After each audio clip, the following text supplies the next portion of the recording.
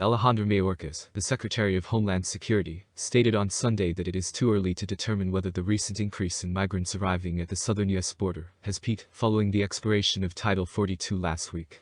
In an interview with CNN's Dana Bash on State of the Union, he said, "The numbers we have seen over the past few days are noticeably lower than what they were prior to the end of Title 42. At the U.S.-Mexico border, Title 42, a pandemic public health regulation implemented under the Trump administration, expired on May 11th.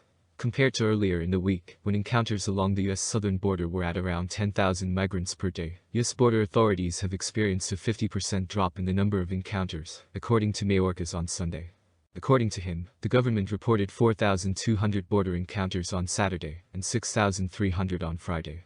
Mayorkas attributed the recent drop in numbers to the Biden administration's strong message to migrants that avoiding the legitimate asylum processes has serious repercussions. He said, "We have sent a very clear and vitally important message to the people who are thinking of coming to our southern border. There is a legal, secure, and orderly way to enter the United States, and it is through the new, expanded pathways established by President Biden. If one does not use those legal pathways, there are consequences. And that result is removal from the country, deportation, a 5-year ban on re-entering, and perhaps even criminal charges."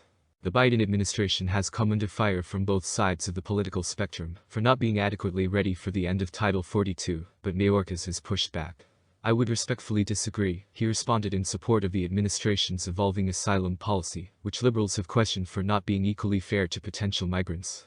According to a previous report from CNN, the administration would largely forbid migrants who pass through other nations, en route to the U.S.-Mexico border, from requesting asylum in the U.S., breaking with decades-old practice. The rule, which was first proposed earlier this year, assumes that migrants who didn't first seek asylum in a nation they passed through, like Mexico, on their way to the border, are ineligible for asylum in the U.S. Officials said that immigrants who schedule an appointment through the CBP One app would be exempt. Mayorkas stated that it is not only a security imperative, but a humanitarian responsibility to tighten asylum regulations in order to cut out traffickers who make money off of human suffering. "We have an obligation to deliver consequences at our border, to not only manage our border, but to cut the smugglers out," he said. Mayorkas also claimed that despite the GOP-controlled House narrowly passing a strict border security bill last week, he has not spoken to House Speaker Kevin McCarthy about potential immigration compromises between Republicans and the administration. This bill would, among other things, increase funding for border agents, impose new restrictions on those seeking asylum, and tighten the criteria for E-Verify. However, the Democratic-led Senate is unlikely to consider it.